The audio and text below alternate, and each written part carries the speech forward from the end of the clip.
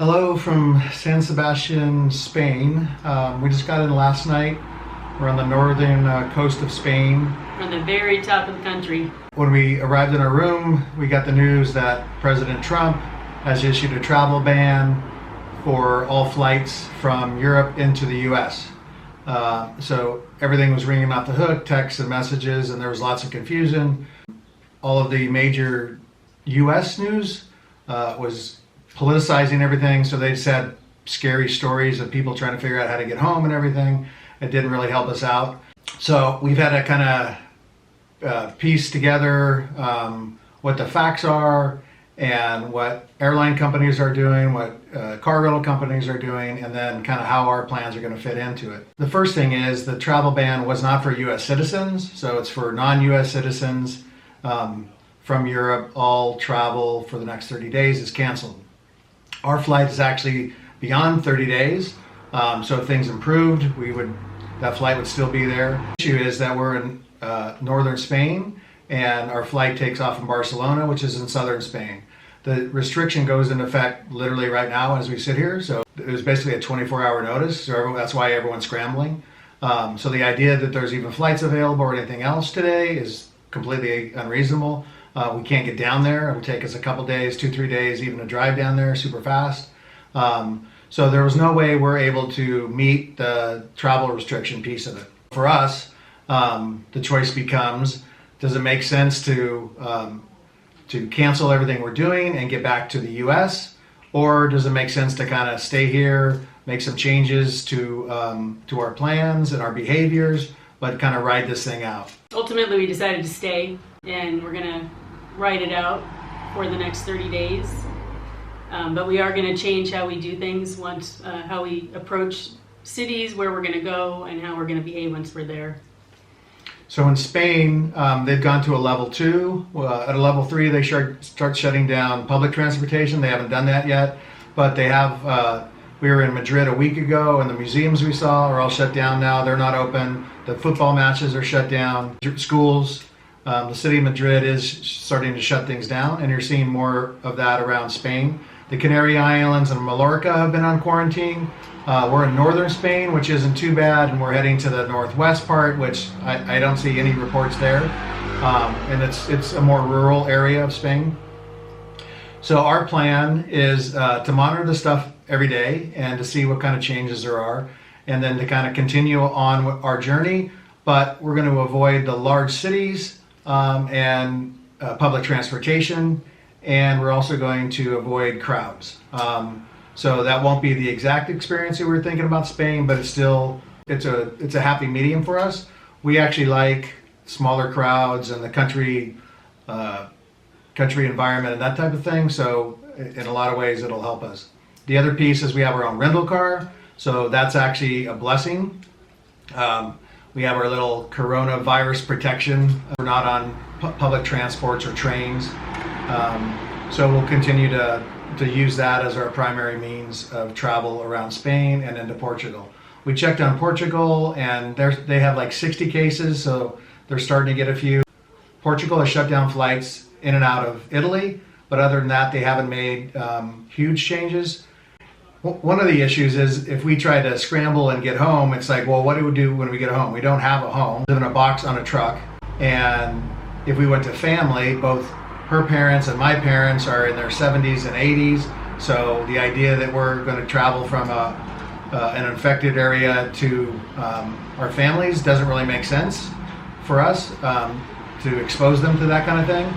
So we would literally just be hanging out in our truck camper in the middle of the woods somewhere. So that's just not really an option that makes any sense for us. We're better off just to go slow here in Spain, stay away from the major cities, and bide our time, kind of ride it out. Yeah, one option we're looking at is a long-term rental here. So we may end up taking an apartment somewhere in Spain or Portugal for maybe a month and just staying in one place, avoiding the majority of the crowds and travel, and just kind of hunkering down. So we are looking into that option as well. Right now there's a big gap between when our rental car is due and when our flight leaves Barcelona. And our rental car is going back to Alicante, and our flight is from Barcelona. So we were originally going to fly from Alicante to Barcelona. Now we're considering not going to Barcelona at all and trying to maybe fly from Alicante straight to Amsterdam to get home. But we still have about 12, 14 days where we don't have a rental car. So we're trying to figure out what to do with that tail end of the trip. It also happens to fall during Semana Santa, which is the biggest travel and holiday celebration, one of them in Spain, in Latin America. We were looking at either a train back up or a flight, which neither one of those seems like a good option at this point. So one idea we have is when we return the rental car, we'll basically cancel our vacation then, and we'll leave a week or 10 days early if we can get out of Alicante. And even if we have to pay a little money going to the UK or to Africa, it still might make sense for us. So that's the other thing, is that UK is not affected because that's not shut down. We could catch a flight from London, for example, back into the US. The situation is very fluid. There's lots of misinformation out there right now. We're trying to have a positive attitude, and to follow the procedures of the World Health Organization, of the country of Spain and their government, and also Portugal. So if we were to summarize kind of where we're at and what we're doing, I would say that we're going to continue with our plans. We're going to stay in Spain and or Portugal for the next 3 weeks while we have a rental car, and then make changes to our behavior, so we'll spend less time in the big cities and with crowds, and see if we can enjoy ourselves a little bit. And then the other piece is we'll continue to monitor the situation both in the US and here in Europe, monitor the airlines and the rental car agencies. It makes more sense for us to continue with our travel plans than it does to rush back to Barcelona and get our check. Oh my God, for the love of God, I say. What are you trying to say? Maybe I'll say it for you. Just to summarize, it makes more sense for us to do what we've decided to do than it does to scramble to get back to the US, I guess. Oh, that right there. Hey, look at that, I said it. Say it to them. It makes more sense for us to continue with our journey than it does to scramble to try to get back to the US. We don't have jobs we need to worry about. Our family's taken care of. Our kids are fine. And so it's really just a matter of time for us, and maybe a little bit of money down the road, but that's not important. So same thing that's happening here in Europe and Spain is happening in the US. Shutting down events. I just heard that the NBA is canceling their season. President Trump, this morning I woke up to, he's considering stopping flights into California and Washington, the state of Washington. We're from the Northwest, from Oregon. So there was a lot going on in the US as well. That it doesn't make sense to jump out of the frying pan into the fire, so to speak. So, we're going to Bilbao next, and then after Bilbao, we are scheduled to be in a very... Where is that? I can't remember the name of the town. We'll get back to you on that, but it's a beautiful coastal town, and we're going to be staying like right overlooking the ocean, so it's going to be really nice. So, that's what we know right now. That's all we got. That's all we got, man. That's all we got. We're here. We're staying here. We're staying healthy, and we'll just continue to communicate with you guys as to what's happening with us and what's happening here in Europe from our perspective, and as that changes, we'll update you. Peace.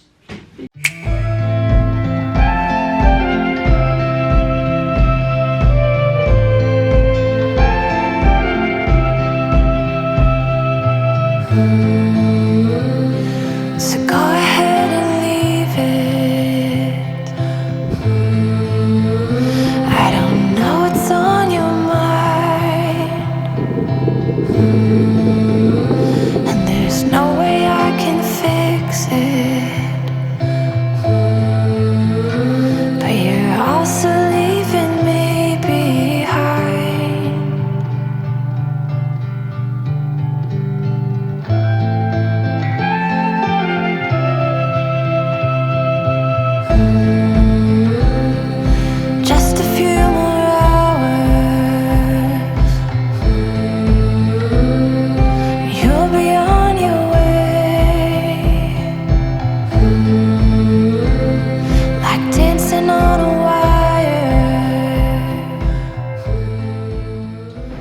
we found the hotel, and it took a little bit longer than it should have because we didn't realize you were allowed to drive on sidewalks, I guess.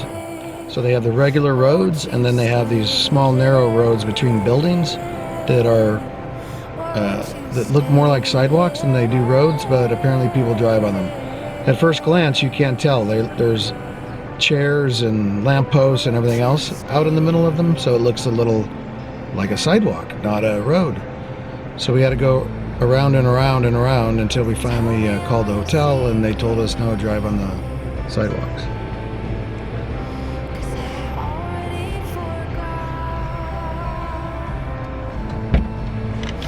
So she's saying the best, it's that red and white door. Red and white door we passed on that street where that car went into park. Yeah, That was that was it. Yeah, so she said the best way, while not legal, is to back up and just, because it's only a few meters that way. So she's saying back up and go down this way, or we could go all the way back around the block like we've done 50 times. Oh my god. So there we go, now I'm supposed to back up on the sidewalks.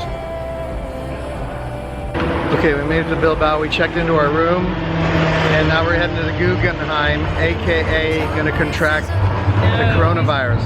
Cancel, cancel, cancel. We're not going to contract it. Oh, that was a joke. Yeah, say cancel. 50-50. No. We came closer than we forgot. King Doner Kebab. So when you're in doubt about what to eat in Spain, get the kebabs. They're a savior. Kebab carne, eat it, and potatoes and Coke for $6 and 50 euro. €6.50. Not too bad.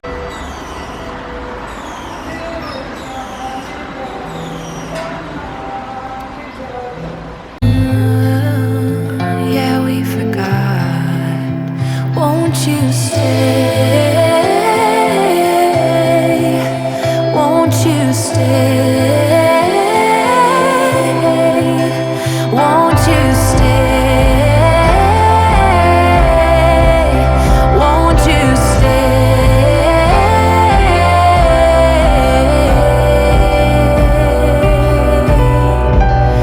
Won't you stay?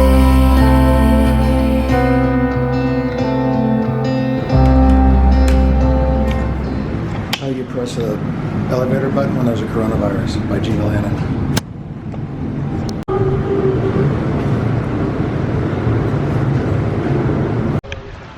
Okay, we just got done with the Guggenheim Museum here in Bilbao. We're not sure if he contracted coronavirus or not. The good news was there was hardly anybody there, so it was easy to maintain at least 3 feet around people. Yeah, we Pretty much had the place to ourselves. had the place to ourselves. So that was good. Oh yeah, they don't let us you take pictures in most of these museums, so that's why we're not doing pictures or videos.